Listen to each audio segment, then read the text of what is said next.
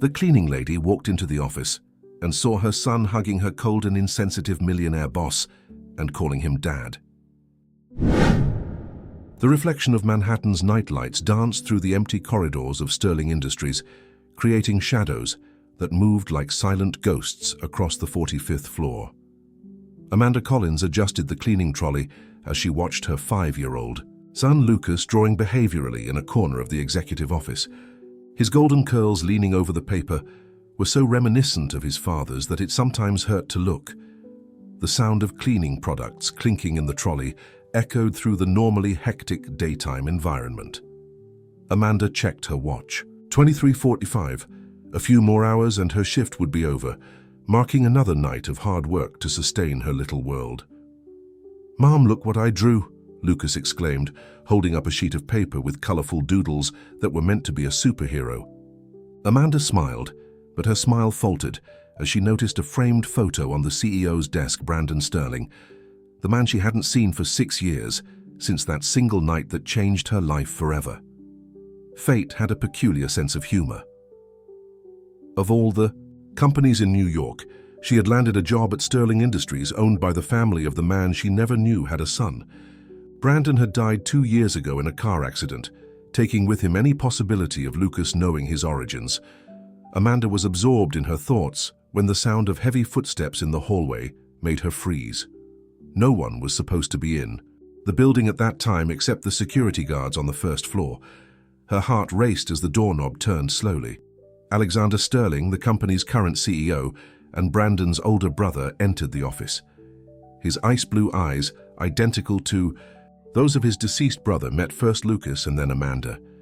The moment seemed to stretch on endlessly. "Daddy!" Lucas shouted happily, running towards Alexander before Amanda could stop him. The executive stood motionless, his normally impassive face betraying a flash of emotion as he looked at the boy who was the living image of his younger brother. "Lucas, come here now," Amanda called, her voice trembling. Alexander held up a hand, signaling her to wait. "What's your name, little one?" he asked, his deep voice softer than Amanda had. "Thought possible. Lucas, and you look just like the man in the picture," the boy replied, pointing to Brandon's portrait on the table. The silence that followed was deafening. Alexander studied Amanda's face intently, and she could see the gears turning in his privileged mind, connecting the dots she had worked so hard to keep apart. "How long have you worked here, Miss?" he asked, his voice controlled. "Collins? Amanda Collins?" 3 months, Mr. Sterling." "And how long have you known my brother?" Amanda felt the weight of the world on her shoulders. "One night, 6 years ago in Boston. He was there for a business conference." Alexander walked to his desk, his footsteps echoing on the marble floor. He picked up the photo of his brother and examined it, then looked at Lucas, who was still smiling innocently. "Why didn't you ever look for the family?" he asked, his voice mixed with accusation and curiosity. Brandon made it clear that that night meant nothing. "I was just a waitress at the conference closing party. When I found out I was pregnant, he had already gone back to New York. I tried to contact him, but his assistants never returned my messages." Alexander sat down heavily in his leather chair, running his hand over his face in a rare gesture of vulnerability. "Do you have any idea what this means? Brandon never knew he had a son, and now he'll never know," Amanda finished, softly. "I heard about the accident. I'm sorry for your loss." Lucas, oblivious to the tension in the room, continued to draw, occasionally glancing at Brandon's picture with childlike curiosity. "That explains his nocturnal visits to the office," Amanda ventured. "You come to see his picture?" Alexander stared at her, surprised by her insight. "How?" "The cleaning products are never exactly as I left them the night before, and there are always fingerprints on the picture frame." A sad smile crossed the executive's face. "Observant? I understand why Brandon took an interest in you, even for one night." Amanda felt the blush creep up her neck. "Mr. Sterling, please, I don't mean to cause any trouble. I can look for another job." "No," he interrupted her firmly. "You're not going anywhere. Lucas is my nephew, the last link I have with Brandon. We need to talk about how we're going to deal with this, but not now. Tomorrow in my office at 9 a.m., I'll bring my lawyers." Panic began to build in Amanda's chest. "Please, I'm not going to ask for anything. Lucas is all I have. And now he has a family, Alexander replied, his voice surprisingly gentle. A family that Brandon would be proud to know. At that moment, Lucas approached with his finished drawing 3 stick figures himself, his mother and the man in the photo, who he now knew to be his father. Alexander took the drawing, carefully as if it were a precious treasure. His eyes met Amanda's, and she saw something she would never have expected to see on the dreaded CEO's face: hope. Tomorrow, Ms. Collins, at 9 a.m., let's do this right for Brandon and Lucas. Amanda nodded, knowing that her life was about to change drastically. As she watched Alexander carefully put Lucas's drawing away in his Italian leather briefcase, she realized that sometimes fate has mysterious ways of fixing its own mistakes. The clock on the wall struck midnight, and with its silent chimes, a new story began to be written on the 45th floor of Sterling Industries. The day dawned with Amanda Collins staring at her reflection in the mirror of the small apartment in Queens. Her hands trembled as she adjusted the only set of formal clothes. She owned a navy blue blazer, bought at a clearance sale 2 years ago. The night before seemed like a distant dream, but the reality of the 9 a.m. meeting with Alexander Sterling and his lawyers weighed heavily on her shoulders. "Mommy, can I bring my new stroller?" Lucas asked, already dressed in his preschool face. Uniform, holding the toy he'd gotten for Christmas. "Not today, darling. We're going to visit a very important place," she replied, trying to keep her voice steady. Her neighbor, Mrs. Martinez, had agreed to pick Lucas up from school if the meeting ran overtime. The subway was as crowded as ever, but Amanda hardly noticed the other passengers. Her mind wandered back to 6 years ago, to that night in Boston. Brandon Sterling had been different from the other executives at the conference, kind interested in her stories about studying literature at night while working as a waitress. For a few hours, the social barriers seemed non-existent. Arriving at Sterling Industries, Amanda felt her stomach turn. The lobby, which had seemed welcoming in its quietness at night, was now intimidating with its polished marble and hurried executives. At the reception desk, an elegant woman was waiting for her. "Ms. Collins, I'm Patricia Wheeler, Mr. Sterling's personal assistant. Please come with me." In the elevator, Lucas held her hand tightly, fascinated by the illuminated buttons. Patricia watched the boy with barely disguised interest, her experienced eyes surely noticing the Sterling resemblance. The executive office seemed even more imposing during the day. Alexander Sterling was standing by the window talking quietly to 2 men in suits. When he turned around, Amanda noticed that he didn't seem to have slept. "Good morning, Miss Collins, Lucas." He greeted, his voice softer as he pronounced his nephew's name. "Patricia, please take Lucas to the playroom we've set up." "No." Amanda protested, instinctively holding Lucas closer. "Miss Collins," Alexander approached. "There are toys, games, and a professional nanny. He'll only be 2 doors away. We need to discuss matters that aren't suitable for his ears." After a few minutes of hesitation and whispered promises to Lucas, Amanda watched her son follow Patricia, his little face lit up by the promise of new toys. "This is Gregory Matthews and Richard Pearson from Matthews and Pearson Legal," Alexander introduced the lawyers. "I spent the evening going over our options." The next 2 hours were a whirlwind of legal terms, proposals, and discussions. Alexander wanted to make Lucas official as the Sterling heir, guaranteeing his education and financial future. More than that, he wanted to be part of the boy's life.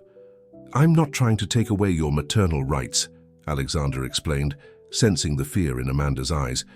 "But Lucas deserves to know his heritage, to have access to the opportunities that Brandon would have provided." "What about the scandal?" Amanda asked. "The illegitimate heir to Sterling Industries, the son of a cleaning lady." "Leave the press to me," Alexander replied with a half-smile. "Besides, I found out that you have an unfinished degree in literature from Boston University. We can find a more suitable position for you here at the company." Amanda felt the tears threaten to fall. "I don't want charity." "It's not charity, it's family," Alexander replied firmly. "Brandon was more than my brother, he was my best friend. In recent years, especially after his death, I've become different, colder. Lucas reminded me of who I used to be." A sound of childish laughter echoed down the corridor. and Amanda saw something change on the executive's face, an almost imperceptible softening, like ice, beginning to melt. "There's one more thing," Alexander continued, opening a drawer. "I found this among Brandon's things." He slid across the table a yellowed paper napkin with a phone number and the name Amanda handwritten on it. "He kept it," Amanda whispered, touching the paper with trembling fingers. "Brandon was never one to keep sentimental." "Mementos," Alexander commented. The fact that he kept it meant something. The rest of the meeting was spent discussing practical details, a new apartment in a better neighborhood, enrollment in a private school, a trust fund for Lucas. Amanda felt both grateful and frightened by the dizzying changes in her life. When Lucas returned to the living room, carrying a new drawing this time, with 4 stick figures, including Uncle Alex, Amanda realized that she wasn't just allowing her son to meet his paternal family, she was gaining a family as well. "Can we come back tomorrow, Uncle Alex?" Lucas asked, his eyes shining with childlike hope. Alexander knelt down in front of the boy, his $3,000 Italian suit touching the carpet without hesitation. "Whenever your mother allows, champ." In that moment, watching the powerful CEO of Sterling Industries smile genuinely at his son, Amanda understood that sometimes life's greatest gifts come disguised as our greatest fears. Fate had not only revealed the secret she had kept for so long, it had turned that secret into a bridge to a future she had never dared to dream of. The move to the new apartment on the Upper East Side happened surprisingly quickly. In just 2 weeks, Amanda and Lucas left their small home in Queens for a spacious 3-bedroom overlooking Central Park. The contrast between their previous life and their current one was so striking that Amanda sometimes found herself touching the marble walls of the entrance hall as if to confirm that she wasn't dreaming. Lucas, on the other hand, adapted with childlike ease. His new prep school was a world of discovery, and he came home every day bursting with stories about his new friends and the music lessons he loved so much. "Uncle Alex says I'll be able to take piano lessons," Lucas exclaimed over dinner, his pasta bolognese practically forgotten amid the excitement. "Just like Dad in the pictures he showed me." Amanda froze with her fork halfway to her mouth. "What pictures, darling?" "The ones in Uncle Alex's secret office. There's a huge piano there and lots of pictures of Dad playing," Lucas replied, engrossed in finally attacking his dinner. The secret office was news to Amanda. Over the last few weeks, Alexander had become a constant presence in their lives, always professional, but surprisingly attentive. However, she still felt that there was a lot about him, and about Brandon, that remained in the shadows. The next morning, upon arriving at Sterling Industries for her new job in the corporate communications department, Amanda was surprised by Patricia Wheeler in the elevator. "Mr. Sterling asked you to go to the 46th floor as soon as you arrived," the assistant informed her, handing her a gold access card. "It's a restricted floor." The 46th floor was unlike anything Amanda had ever seen in the building. While the other floors displayed typical corporate modernity, this one seemed to have been preserved in time. Dark wood paneling covered the walls and the air carried a soft scent of old books and leather. Alexander was sitting at the grand piano. Lucas had mentioned his fingers hovering over the keys without touching them. When he saw her, he stood up with his usual restrained elegance. "Brandon used to play here every night," he said without preamble. "It was our refuge from the corporate world. Our father built this place as a private library, but for us it became so much more." Amanda looked at the walls covered in photographs. In many of them, 2 boys smiled at the camera, one with a serious expression even when young, the other with a mischievous glint in his eyes that she would recognize anywhere. Brandon was the artistic soul of the family, Alexander continued, leading her around the room. "I took care of the business, he brought the music. After the accident, I came here every night. It was like part of him was still there." "That's why you were in the office that night," Amanda realized. "You came up here first." Alexander nodded, stopping in front of a particular photo. In it, Brandon was sitting at the piano, laughing at something outside the frame. It was taken a week before the accident. He had just come back from a trip to Boston and he was different, more thoughtful. "Now I understand why." Amanda felt her heart squeeze. He never mentioned. Brandon always kept his deepest feelings to himself, Alexander interrupted softly. But he kept your number, Amanda. In all the years I knew him, he never kept any memories of their casual encounters. The silence that followed was filled with the weight of unrealized possibilities. Amanda imagined a world where Brandon had had the chance to get to know his son, where Lucas had grown up knowing who his father was from the start. Lucas has the same gift, Alexander commented, breaking the moment. Yesterday when I brought him here, he sat down at the piano and without any training started playing. It wasn't anything elaborate, of course, but there was something familiar about his way with the keys. Amanda smiled through the tears she hadn't even realized were forming. He's always been musical. He hums, while he draws, creates melodies for his bedtime stories. I want him to have lessons here, Alexander said, his voice taking on that decisive tone that Amanda was beginning to recognize as a trademark of the moments when he already had everything planned. On this piano, in this room, surrounded by your family history. Alexander Vihai. Alex, he corrected softly. Brandon used to call me Alex, and considering we're family now. The moment was interrupted by Alexander's phone ringing.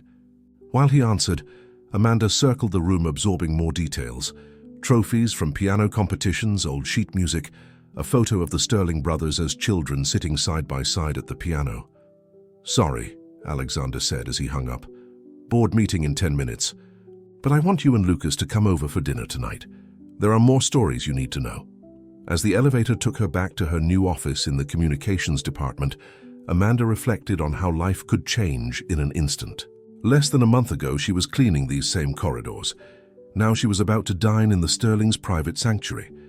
More than that, she was discovering that the love story she believed had been just one magical night in Boston might have meant so much more, not just to her but also to Brandon.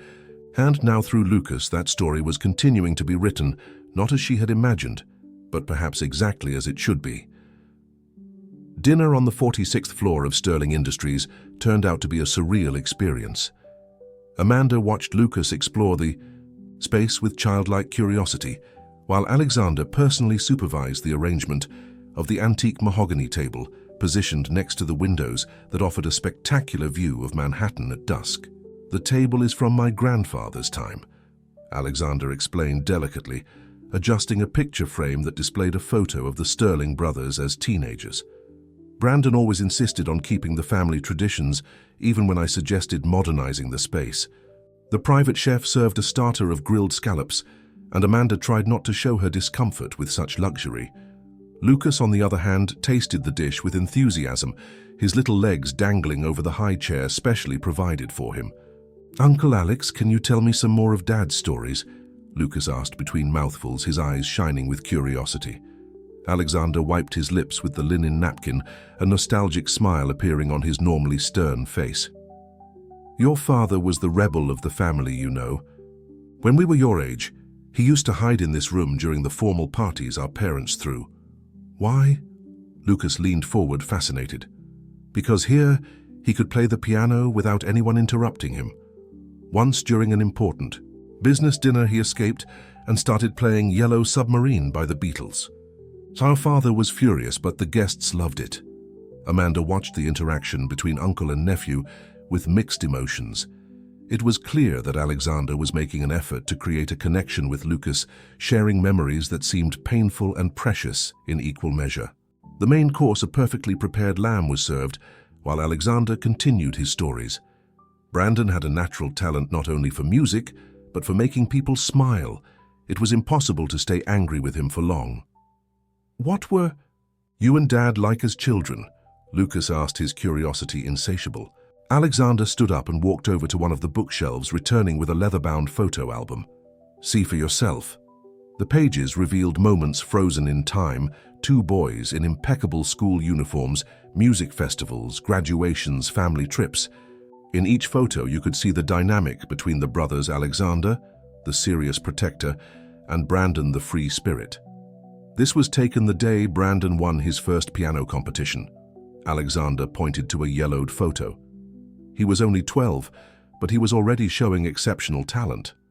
Amanda noticed how Lucas's hands moved unconsciously, imitating the movements of fingering keys as he looked at the photos of his father at the piano. The musical gift really did run in his blood. "You look a lot like him," Alexander commented softly to Lucas. "Not just physically, but there's something in your spirit. The same curiosity, the same natural joy." The moment was interrupted by Alexander's cell phone vibrating. He quickly checked the screen, and his expression changed. "We need to talk about something important, Amanda." "Lucas, why don't you try the piano while I talk to your mother?" Lucas ran excitedly to the instrument, soon lost in his own musical exploration. Alexander guided Amanda to a far corner of the room. "The press found out about Lucas," he said bluntly. "Someone in the legal department leaked the information about the paternity papers." Amanda felt her stomach sink. "What does that mean for us?" "It means we need to get ahead of ourselves. Tomorrow, Sterling Industries will hold an official press conference announcing Lucas as the legitimate heir to the family. I've hired the best public relations consultants to manage the situation." "But what about Lucas? He's just a child." "That's exactly why we need to protect him," Alexander said with conviction. "I've already arranged additional security for both of you. From tomorrow, a private driver will take Lucas to school." Amanda watched her son at the piano, oblivious to the concerns of the adults, his small hands discovering notes with an intuition that could only be inherited. "There's one more thing," Alexander continued, his voice taking on a more hesitant tone. "I found this among Brandon's belongings." He pulled an envelope from his inside jacket pocket. "It's a letter dated the week of the accident. It mentions Boston and you." With trembling hands, Amanda took the envelope. The handwritten words were a direct bridge to the past, a tangible connection to the man who had changed her life in a single night. "I haven't read it," Alexander assured her, "but I think you should." The sound of piano notes filled the silence that followed Lucas unconsciously playing a melody vaguely reminiscent of Yesterday by the Beatles. Amanda tucked the letter into her bag, knowing that she would need privacy and strength to read Brandon's last words. "We'll get through this together," Alexander promised, his hand lightly touching Amanda's shoulder. "We're family now." As night fell over Manhattan, three people united by fate and love shared more than just dinner. They shared the beginning of a new story written on the keys of an old piano and on the unread pages of a letter from the past. Amanda sat on her new king-size bed, the envelope Alexander had handed her, weighing down her hands like lead. Brandon's letter, written days before his death, remained unopened, a time capsule containing words that could change everything or nothing. Lucas slept in the next room, exhausted after the emotionally charged dinner on the 46th floor. The soft sound of his breathing through the baby monitor, a habit Amanda had not yet managed to give up, served as an anchor for his hesitation. With trembling fingers, she finally opened the envelope. Brandon's elegant handwriting filling the page made her heart skip a beat. "Dear Alex, if you're reading this, something has gone wrong. I've been thinking a lot about choices and consequences lately. Boston changed something in me. I met someone, Amanda Collins. It wasn't just another one-night stand like you might be thinking. For the first time, I felt like I'd met someone who saw me beyond the surname Sterling. I tried to find her afterwards, but it was as if she'd disappeared. Maybe it's for the best. Our family, our responsibilities. You more than anyone understand the weight we carry. But I can't stop thinking about her, Alex. Her smile as we discussed classic literature, how her eyes sparkled when she talked about her dreams of writing. She was as different. If anything ever happens to me, look for her. Not for compensation or charity, but because I feel I've left something unfinished. Something important. Your brother, Brandon." Amanda let the tears flow freely. The letter fell into her lap as silent sobs shook her body. Brandon had thought of her, had wanted to find her. All the doubts about that night, all the moments when he wondered if it had meant anything more than a casual distraction, dissolved in the words written on the paper. His phone vibrated, showing a message from Alexander. "Press conference tomorrow at 10 a.m. Driver will arrive at 9 a.m. Are you ready?" Amanda wiped away her tears, replying with a simple yes. She got up and walked to Lucas's room, watching her son sleeping peacefully. His golden curls, scattered on the pillow so similar to his father's, now carried a new meaning. The next morning, the Sterling Industries lobby was buzzing with activity. Reporters crowded outside their cameras, ready to capture the moment when the Sterling dynasty would unveil its newest member. Alexander met them in the underground parking lot, his impeccable suit contrasting with the dark circles under his eyes that betrayed a bad night's sleep. "You don't have to say anything," he assured them. "I'll conduct the press conference. Just stand next to me." Lucas, dressed in a small suit that made him look like an adorable miniature of his father, held Amanda's hand tightly. "Mom, why are there so many people?" "They want to meet you, darling," she replied softly, "because you're very special." The conference room on the 44th floor was packed. Flashes went off incessantly as Alexander took his place at the podium. Amanda and Lucas positioned strategically next to him. "Good morning," Alexander began, his firm voice echoing through the microphones. "Today, Sterling Industries is pleased to announce news that brings both joy and responsibility to our family. 6 years ago, my brother Brandon Sterling met a remarkable young woman in Boston. From this union, Lucas Collins Sterling, Brandon's legitimate son and heir to Sterling Industries, was born." The reporters exploded with questions, but Alexander remained unfazed. Lucas and his mother, Amanda Collins, are now officially part of the Sterling family. Any speculation about the legitimacy of this situation will be addressed with appropriate legal action. Sterling Industries proudly recognizes Lucas as a continuation of Brandon's legacy. Amanda watched the scene as if she were in a dream. Brandon's words in his letter echoed in her mind as the flashes of the cameras captured this historic moment. Somehow, even after his death, Brandon had found a way to recognize not only Lucas, but also the significance of that night in Boston. After the press conference, they made their way to the sanctuary on the 46th floor. Lucas immediately ran to the piano, his small hands naturally finding the keys his father had loved so much. "You read the letter," Alexander noted, watching Amanda's face. "He tried to find me," she whispered. "Brandon has always had a keen instinct about people," Alexander replied, a sad smile playing on his lips. "He saw something in you that made him question everything he knew. Now I understand why." The notes of the piano filled the room as Lucas played instinctively, finding a melody that sounded strangely familiar. Alexander froze, recognizing the tune. "That was Brandon's favorite composition," he explained, his voice breaking. "He played it whenever he needed to think. How could Lucas?" "Some things are in the blood," Amanda replied softly, watching her son create music in the same way his father had done so many times in that same room. While Manhattan continued, its frenetic pace inside the Sterling sanctuary, past and present, intertwined in the notes of a piano, weaving a new story for a family that was beginning to rediscover itself through the eyes of a child who carried the best in all of them. The front page of the New York Times carried the headline that would change the dynamics of New York high society forever. "Surprise heir to Sterling Industries. CEO Alexander Sterling introduces 5-year-old nephew." The photo showed Lucas smiling, shyly next to his uncle, his golden curls shining under the lights of the conference room. Amanda folded the paper, trying to ignore the speculation about her history with Brandon that occupied the inside pages.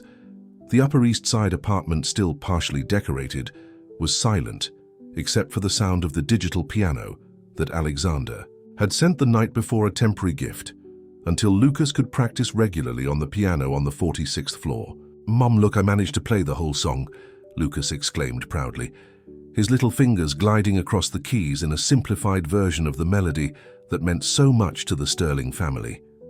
"It's beautiful, darling," she replied, amazed at how easily her son absorbed the music. It was as if Brandon had left behind more than just his genes. He had left behind his artistic soul. The intercom rang, announcing the arrival of Patricia Wheeler. Alexander's assistant had become a constant presence in their lives, helping with the transition to their new social status. "Good morning," Patricia greeted, her tablet already in hand. "We have a busy schedule today. Berkshire Academy is expecting you at 11 a.m. for a tour of the facilities, then lunch with the Sterling Foundation Board of Directors, and at 3 p. "Fair, Patricia," Amanda interrupted gently. "Isn't that a lot for just one day?" Lucas is still adjusting. The assistant hesitated, her usual professionalism giving way to an understanding smile. Alexander insists that Lucas be properly introduced to the life that Brandon would have provided. But perhaps we can rearrange some appointments. Amanda's cell phone vibrated with a message from Alexander. "How's the piano? Has Lucas discovered the sheet music I left with it?" She smiled, typing a reply. "He's hardly left the instrument since he woke up." Definitely his father's son. The morning passed in a flurry of activity. Berkshire Academy, one of Manhattan's most prestigious schools, impressed even Amanda with its state-of-the-art facilities and exceptionally strong music program. Lucas, enchanted by the instrument room, hardly wanted to leave. Over lunch with the Sterling Foundation Board, Amanda observed how her son naturally captivated even the most serious executives. It was the same charisma that Brandon possessed, that ability to light up a room with just his presence. "He has the Sterling gift," commented Martha Blackwell, the board's longest-serving director. Brandon could also enchant an entire room at the age of 5. The comment provoked a flurry of stories about young Brandon, each board member sharing their own memories of the talented musician who chose the corporate world out of family obligation. In the afternoon, back in the sanctuary on the 46th floor, Amanda found Alexander sitting at the piano softly, playing the same melody Lucas had practiced in the morning. "How was your day?" he asked without stopping playing. "Intense. Lucas is exhausted but happy. Patricia took him home with the nanny." Alexander nodded, his hands finally leaving the keys. "I found some more of Brandon's things that you should see."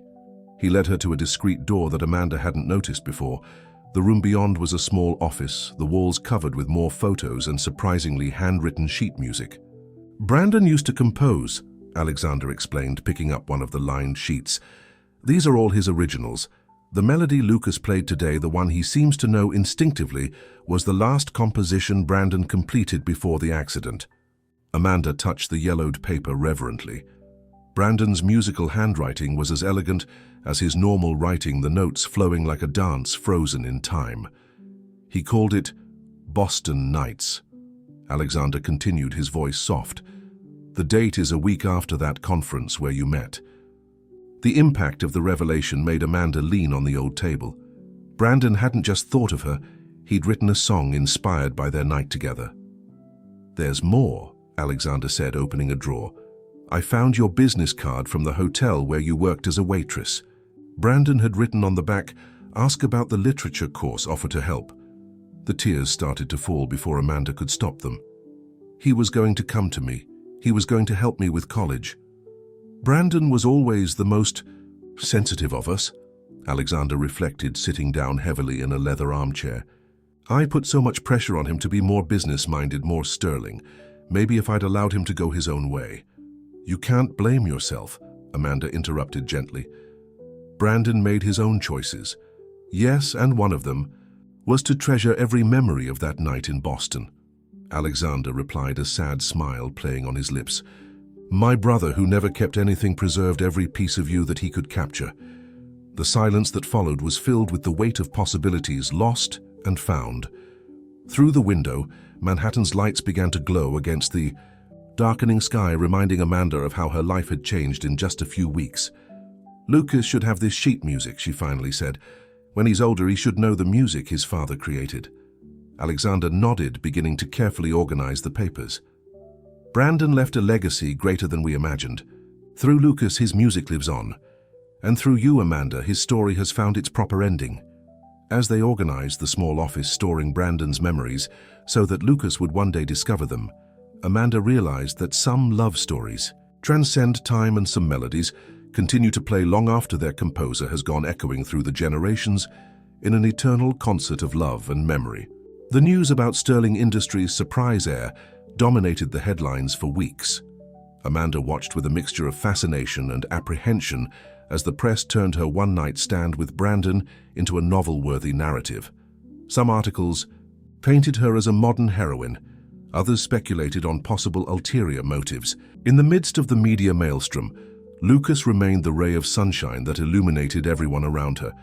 His adaptation to the Berkshire Academy surprised even the most experienced teachers. In just a few weeks, he was already participating in the children's choir and taking private piano lessons 3 times a week in the sanctuary on the 46th floor. He has a natural gift for harmony, commented Madame Rochelle, the renowned music instructor hired by Alexander. It's as if music flows naturally through him, just as it did through Brandon.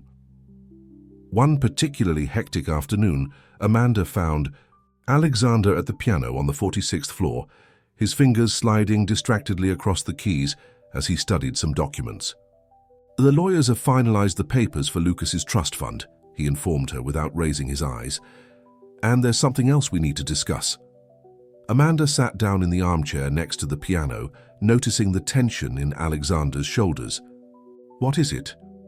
Brandon's mother, our mother. Elizabeth Sterling is on her way back from Paris. She saw the news and wants to meet Lucas. The air seemed to be sucked out of the room. Elizabeth Sterling was known as much for her impeccable elegance as for her difficult temperament. Her tempestuous relationship with Brandon had been the subject of several articles over the years. She's arriving tomorrow, Alexander continued, finally facing Amanda. I've organized a dinner here on the 46th floor. I thought it would be more controlled. Does she know about me, about how Brandon and I... She knows enough, Alexander interrupted gently. And regardless of your opinion, Lucas is your grandson. The last link to Brandon. The next day dawned with palpable anxiety. Amanda had carefully chosen a discreet but elegant navy blue dress, a gift from Patricia, who had insisted on updating her closet. Lucas looked adorable in his little blazer, his golden curls tamed after a considerable battle with the comb. Elizabeth Sterling arrived punctually at 7 p.m., her presence commanding immediate attention. Tall and elegant at 65, her platinum hair perfectly styled, and her eyes identical to Brandon's, assessing everything with surgical precision.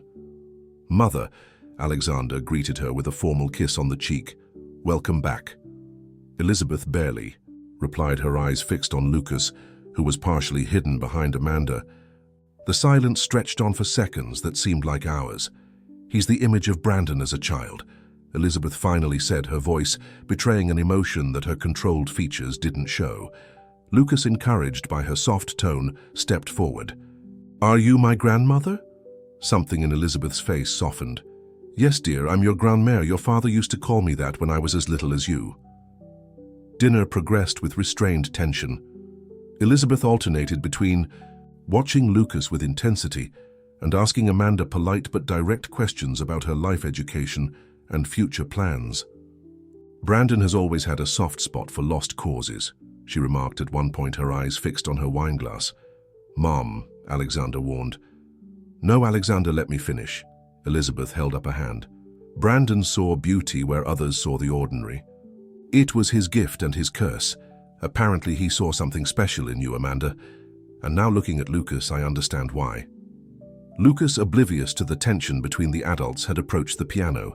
His small hands found the keys, and the first notes of Boston Nights filled the room. Elizabeth froze her glass halfway to her lips. That melody. Brandon composed it, Alexander explained softly. Lucas learned it on his own by instinct. Silent tears began to run down Elizabeth's perfectly made-up face.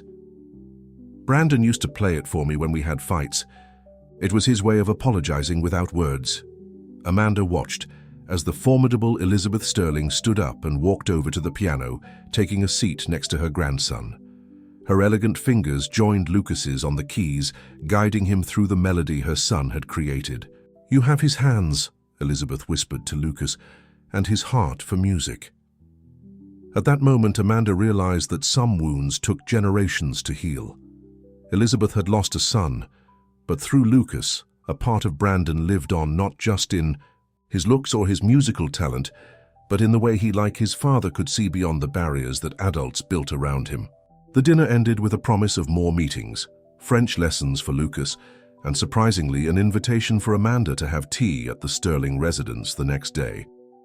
My mother hasn't invited anyone to tea for years, Alexander commented as he escorted Amanda and Lucas to the elevator.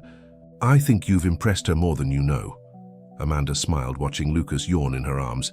It wasn't me, it was him. Lucas has Brandon's gift for breaking down walls. And as the elevator descended, carrying yet another day of revelations and reconnections, Amanda thought about how fate had curious ways of bringing people together. Through Lucas, the Sterlings were not only discovering a new heir, but rediscovering parts of themselves that they had lost along with Brandon. The news of Elizabeth Sterling's arrival in Lucas's life caused an unexpected stir in the Manhattan social world. Tea at the Sterling residence, an imposing mansion on the Upper East Side, became a weekly event that Amanda looked forward to with a mixture of anxiety and fascination. "Grandmère showed me pictures of Daddy playing the piano in this room," Lucas exclaimed during one of these afternoons, his eyes shining as he explored the Steinway grand piano that dominated the mansion's music room. Elizabeth, sitting in her favorite armchair, watched her grandson with a look that mixed nostalgia and admiration. "Brandon gave his first recital here when he was 6, Elizabeth commented, her voice carrying less of its usual coldness. "He played Mozart perfectly, but in the end he surprised everyone with Yellow Submarine.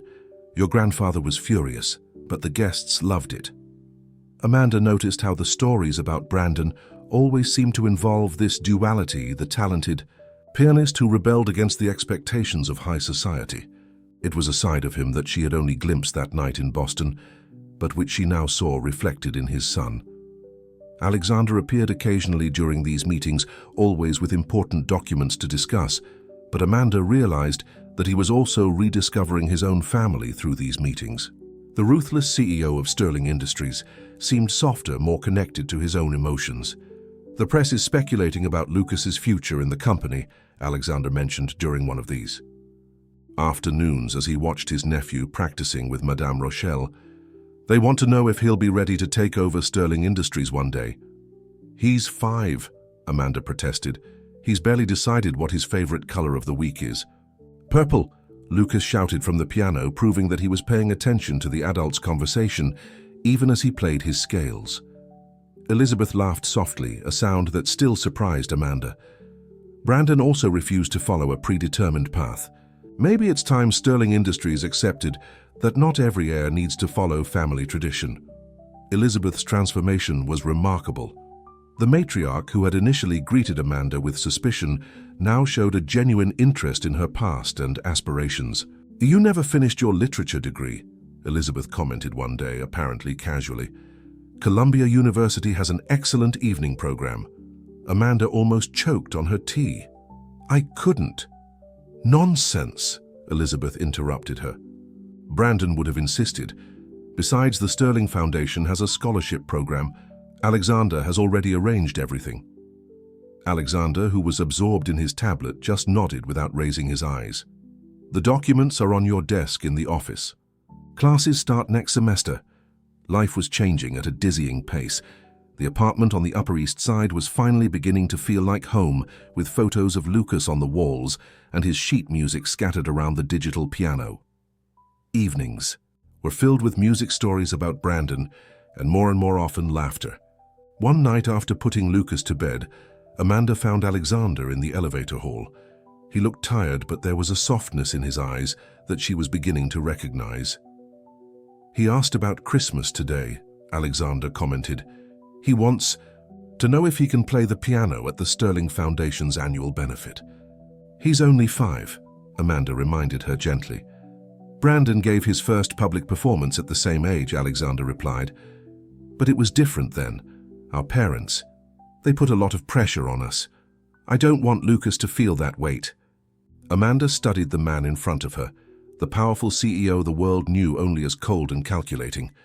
Over the last few months, she had witnessed his transformation, seeing the caring uncle emerge and the brother who was still struggling with the loss of Brandon. "You're different from what I imagined," she admitted. "When we first met, I thought you were a heartless corporate tyrant," he added with a half-smile. "It was easier to be like that after Brandon left. He was the one who made me laugh, who reminded me that there was more to life than contracts and mergers." The elevator arrived with a soft ding, but neither of them moved to get in. "Lucas has that same gift," Amanda observed, "of making people remember who they really are." Alexander nodded, his gaze lost in thought. "Sometimes I wonder if Brandon knew, if he somehow sensed that we needed Lucas in our lives. To heal what was broken," Amanda suggested softly. "To remind us of what's really important," he corrected, finally meeting her eyes. family, music, love. The moment was interrupted by Alexander's cell phone, yet another urgent email demanding his attention. But as he stepped into the elevator, Amanda realized that something had changed. Sterling Industries was no longer just a corporate empire. It was becoming a true family, united not just by blood or money, but by something much more precious, the legacy of love and music that Brandon had left through his son. Lucas was healing wounds no one knew existed, filling voids no one would admit to having, and in the process rewriting what it meant to be a Sterling. Lucas's first public performance at the Sterling Foundation's annual benefit was approaching, and the 46th floor of Sterling Industries had been transformed into a shrine of quasi-religious preparation. Madame Rochelle, normally restrained in her praise, couldn't hide her excitement at her young student's progress. "He has Brandon's natural gift for improvisation," she commented to Amanda during one of the practice sessions.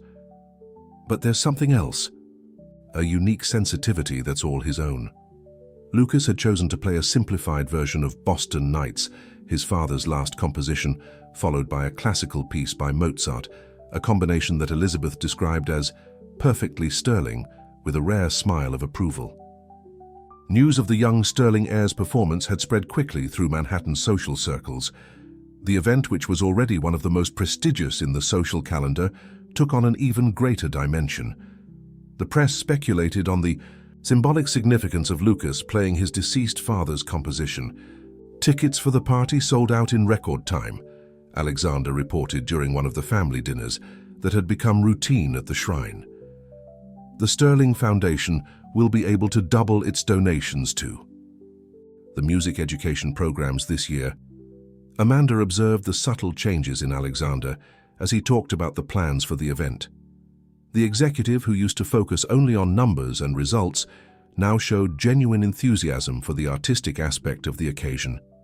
"Brandon would be proud," Elizabeth commented softly, her words carrying the weight of years of regrets and belated reconciliations. "He always wanted the foundation to focus more on the arts." The week leading up to the event was a whirlwind of activity. Patricia coordinated an entire team dedicated to preparations, while Amanda tried to keep Lucas focused on his practices without overloading him. "Mom," Lucas called out one night as she put him to bed, "do you think Dad will listen to me play?" The question caught Amanda off guard, her emotions threatening to spill over. "I'm sure he will, darling. From somewhere he's always listening to you." On the morning of the event, the Plaza Hotel was transformed. The grand ballroom, with its ornate ceiling and crystal chandeliers, housed two grand pianos, the Steinway, that had belonged to Brandon, brought especially from the Sterling mansion, and a new Yamaha that would be donated to a public school after the event. Lucas, in his little tuxedo, looked like a perfect miniature of Brandon in the old photos that decorated the 46th floor. Elizabeth had personally supervised every detail of his presentation, from the cut of his suit to the way his golden curls were elegantly tamed. "He's ready," Madame Rochelle assured Amanda backstage. "More than that, he's eager to play." The hall was packed with Manhattan's elite when Alexander took to the stage to make his introduction. Amanda, watching from the aisles, noticed how his usual CEO posture had given way to something more personal, more vulnerable. 6 years ago, we lost Brandon Sterling, a brother, a son, a brilliant musician who always believed in the transformative power of music. Alexander began, his voice carrying a rare emotion. Today, through his son Lucas, his legacy lives on. Lucas walked over to the piano with a confidence reminiscent of his father. His small hands found the keys with familiarity, and the first notes of Boston Nights filled the room. Amanda felt silent tears run down her face as she watched her son play. The melody that Brandon had composed after that single night in Boston now took on new life through his son, an echo of love that transcended time. Elizabeth, sitting in the front row, didn't try to hide her own tears. Alexander, still on stage, kept a firm grip on the piano, as if seeking a physical connection with the moment. When Lucas finished his father's composition and transitioned smoothly into Mozart, the whole hall seemed to hold its breath. It wasn't just the impressive technique for someone so young, but the raw, honest emotion in every note. After the performance, While the applause still echoed through the hall, Lucas ran into Amanda's arms. "Do you think he liked it, Mum? Do you think Daddy liked it?" "He loved it, darling," Alexander replied, joining them backstage. "Brandon was here with us on every note." That night marked more than Lucas Sterling's musical debut. It was the moment when past and present finally met in perfect harmony, like the notes of a long-awaited composition. The Sterling Foundation didn't just reach its donation target, it tripled it. More importantly, it established a new scholarship program in Brandon Sterling's name, aimed at talented young musicians from underprivileged families. "This is how we keep music alive," Elizabeth declared during the announcement of the program. "This is how we honor Brandon." The success of Lucas's performance at the benefit triggered a series of changes in the Sterling family dynamic. The media, which had previously speculated about scandals and hidden motivations, now portrayed a story of redemption and family unity through music. The little 5-year-old pianist had conquered not only Manhattan, but also hearts that had long considered themselves immune to emotion. Amanda watched these transformations from her new desk in the communications department at Sterling Industries, where she coordinated the foundation's cultural programs. Her first initiative, a series of benefit concerts in public schools, had received immediate support from Alexander. "Brandon always wanted to do something like this," he commented during a meeting, his eyes fixed on the view of the city through the office windows. "But our father, well, he had other priorities for the company." Elizabeth, surprisingly, had become one of the biggest supporters of the new cultural projects. The Sterling matriarch, who had previously seen the arts as an acceptable hobby, but not a business priority, now actively participated in the foundation's board meetings. "Music has brought Lucas into our lives," she declared during one of these meetings. "Maybe it can do the same for other families." Lucas himself was flourishing under the renewed attention. His lessons with Madame Rochelle had expanded to include music theory and basic composition.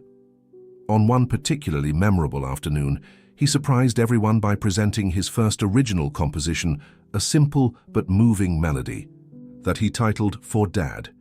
"He's got that same sparkle in his eyes," Alexander remarked quietly to Amanda as they watched Lucas work on his composition at the piano on the 46th floor.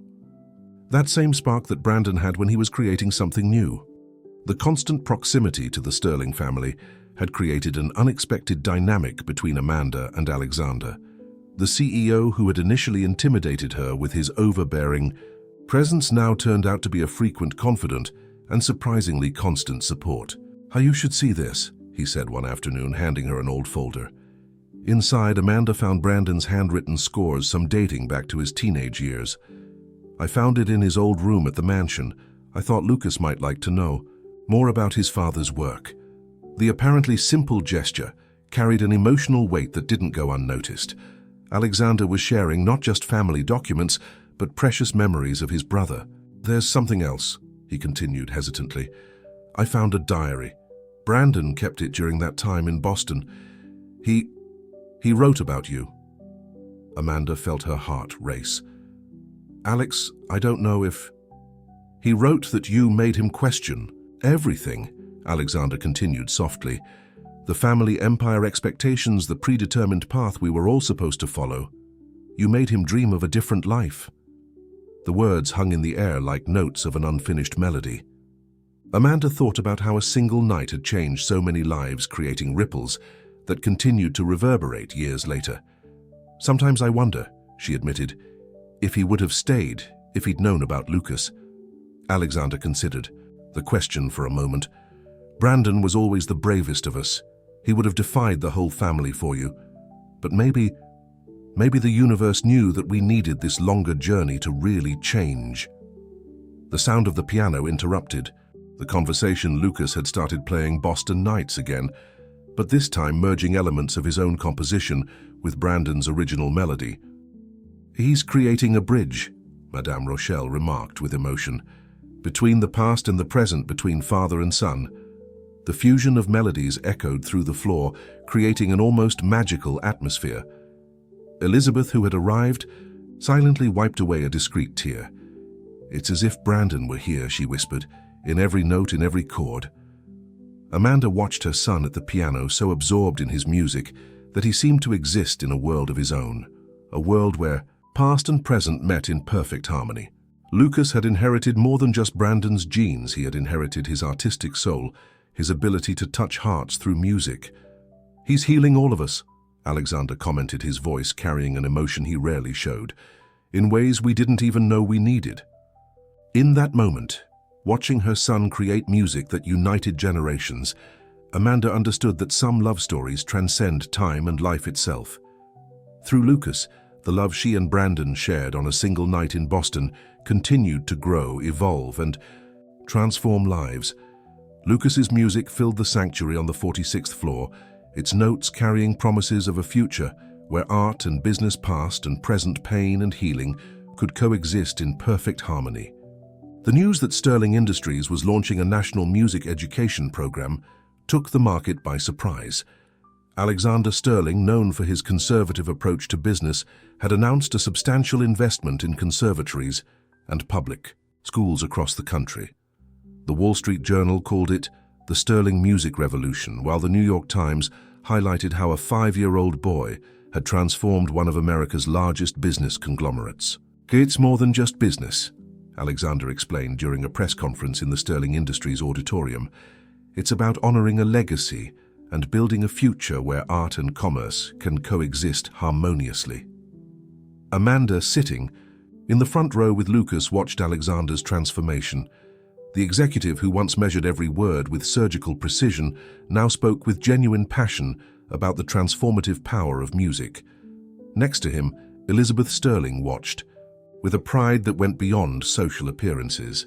"Brandon would have loved that," Elizabeth whispered to Amanda during the performance. "He always said that Sterling Industries needed more soul." The program would be inaugurated with a benefit concert at Carnegie Hall, where young talents from different social backgrounds would perform alongside established musicians. Lucas, of course, would be one of the main attractions. But no pressure, Alexander had insisted during the family dinner on the 46th floor. "He'll only perform if he wants to." Lucas, who was practicing a new composition on the piano, interrupted his music. "Can I play the new song I'm doing, the one that mixes Dad's music with mine?" Madame Rochelle, who was following the development of the piece, nodded enthusiastically. "That would be perfect. It's a bridge between generations, just as this program is meant to be." Preparations for the concert transformed Sterling Industries into a hub of cultural activity. The 46th floor, once a private sanctuary, now hosted young musicians for auditions and workshops. Amanda watched with excitement as her son interacted naturally with other little pianists, sharing his passion for music without any trace of the pretension that might accompany his surname. "He has Brandon's charisma," Patricia commented during one of the auditions. "That natural ability to make everyone feel welcome."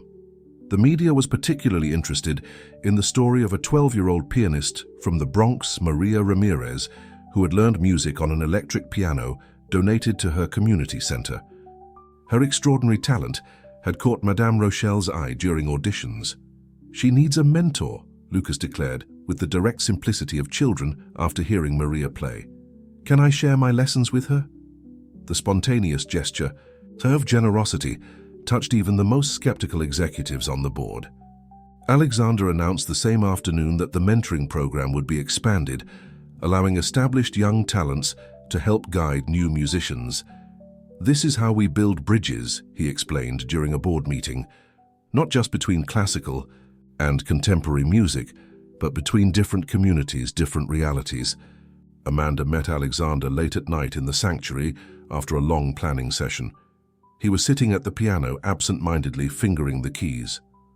"Brandon tried to do something similar years ago," he commented, without looking at her.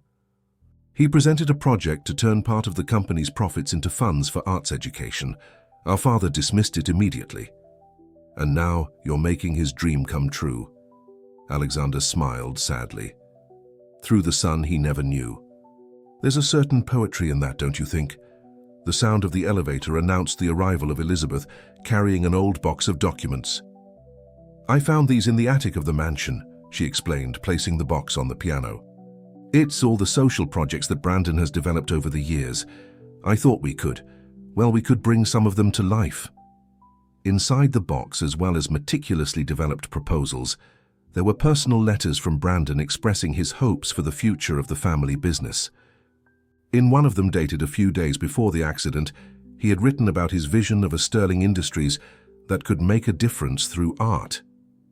"He never gave up on that dream," Elizabeth commented, her voice breaking. "Even when we all discouraged him, he kept believing." Amanda picked up one of the letters, immediately recognizing the handwriting she had seen so many times on the sheet music. And now Lucas is continuing that legacy without even knowing it. The evening progressed with the three of them, examining Brandon's documents, discovering projects and dreams that could finally come true. Lucas, who had fallen asleep on the office sofa, occasionally murmured musical notes in his sleep. "Sometimes I wonder," Alexander reflected, watching his nephew, "if Brandon somehow knew, if he sensed that we needed someone like Lucas to show us the way." Elizabeth stood up, walking over to her sleeping grandson. "Brandon always said that music had the power to transcend time. Maybe that's what's happening here, his love for music, for art, for what really matters. It's all alive in Lucas." Amanda watched the scene with a full heart. 3 generations of Sterling united, not just by blood or name, but by a vision of the future that Brandon had dreamed up and that his son was unwittingly helping to build. Lucas's music mixing, past and present tradition and innovation, would be more than just a performance at Carnegie Hall. It would be a musical manifesto declaring that the Sterling were finally ready for a new harmony. Carnegie Hall was buzzing with anticipation on the night of the big concert. Backstage, Lucas was adjusting his bow tie with Amanda's help, while Maria Ramirez, his young protege from the Bronx, was practicing scales on a digital piano. "I think there's a lot of people out there," Lucas asked, his blue eyes so similar to Brandon's, shining with a mixture of anxiety and excitement. "Full house," Alexander replied, entering the dressing room with a warm smile, "and the governor has just arrived with the First Lady." Sterling Industries' music education program had captured national attention. In just 3 months, more than 50 public schools had received new pianos and qualified teachers. The transformation of one of the country's largest corporations into a champion of the arts was described by the media as the Sterling musical miracle. "Lucas," Maria called out from the piano, "can I show you something I've added to our duet part?" Lucas and Maria's joint performance would be the highlight of the evening, a duet that blended Boston nights with elements of Latin music representing the fusion of worlds that the program aimed to achieve. Elizabeth entered the dressing room carrying something wrapped in blue velvet. "I found this morning," she said, unwrapping the package to reveal a small conductor's drumstick. It was Brandon's. He used it in his first performances. Lucas took the drumstick reverently, his small fingers tracing the initials BS engraved in the polished wood. "May I use it today, Grand-mère?" "Your father would love that," Elizabeth replied, adjusting an unruly curl in her grandson's hair. Madame Rochelle appeared for the final adjustments. 5 minutes, mes petits. Maria, remember what we practiced about rhythm in transition. Lucas, trust your instincts, they haven't failed you so far." The buzz from the audience was audible even backstage. Amanda peeked through the curtain, recognizing faces from New York's business elite, mixed with families from underprivileged communities who had been specially invited. "Brandon would be proud," Alexander commented quietly, joining her in the observation. Not just of Lucas, but of how his music is bringing together people who would never normally meet. The concert began with performances by young talents discovered by the program. Each performance revealed a unique story of overcoming and passion for music. Patricia, coordinating backstage with her characteristic efficiency, discreetly wiped away tears between performances. When it was time for the duet, Lucas and Maria walked together to the pianos. Brandon's drumstick rested solemnly on the Steinway that Lucas would be using like a talisman connecting past and present. The first notes of Boston Nights filled Carnegie Hall, but there was something different about the interpretation. Lucas began alone, his small hands dancing over the keys with surprising maturity. Gradually, Maria joined the melody, introducing salsa elements that transformed Brandon's melancholy composition into something vibrant and hopeful. Backstage, Amanda held Alexander's hand as they watched the performance. Elizabeth, sitting in the front row, didn't try to hide the tears that flowed freely down her face. The fusion of melodies grew in complexity and emotion. In a particularly touching moment, Lucas incorporated an excerpt from Yellow Submarine, the song Brandon used to play to break up the formality of important occasions. The audience, initially surprised by the inclusion of the Beatles' classic, erupted into smiles of approval. Elizabeth covered her mouth with her hands, acknowledging the tribute to her rebellious son, who always knew how to surprise.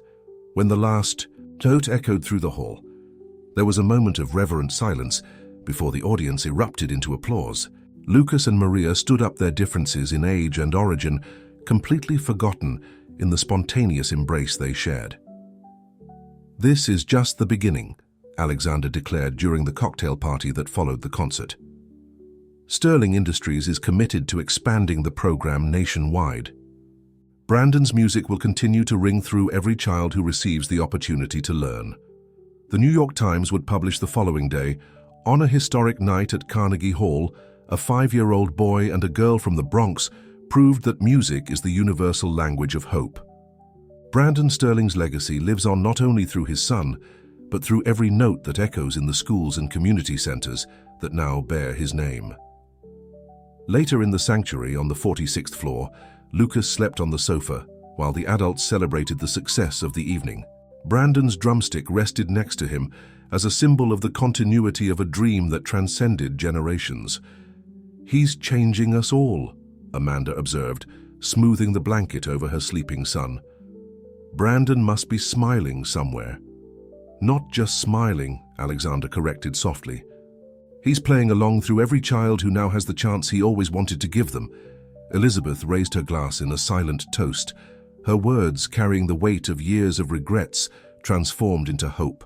To music that heals, to art that transforms, and to love that continues to touch across generations. Life at Sterling Industries had been transformed in ways that no one could have predicted 6 months ago. The success of the music education program inspired a wave of change that went beyond the corporate corridors.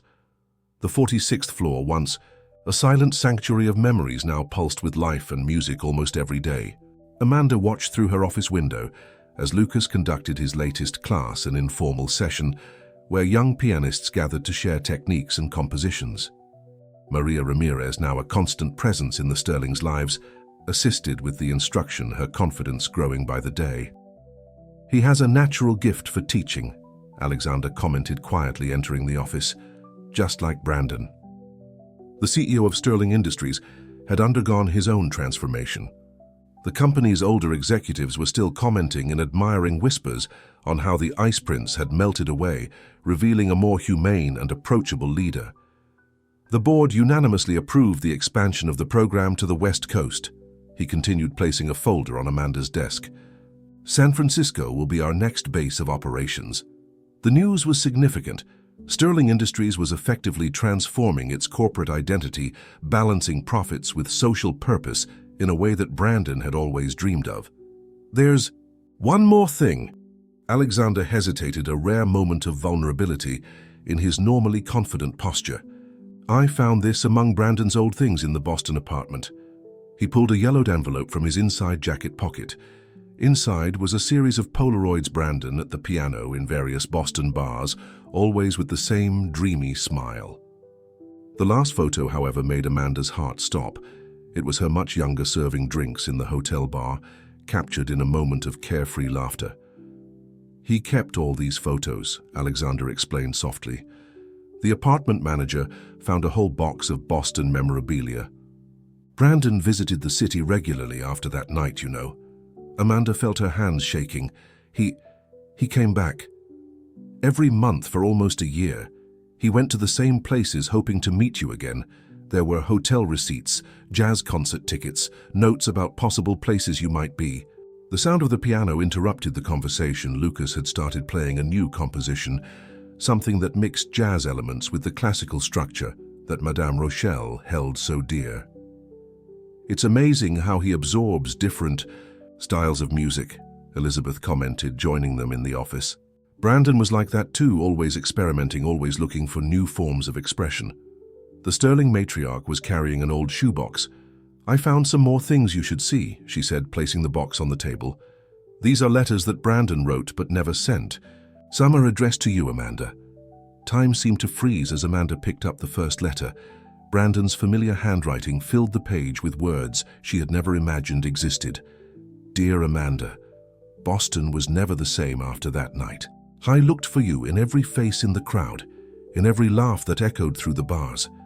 The music I compose now carries something different, maybe hope, maybe regret, that I wasn't brave enough to defy expectations and follow my heart."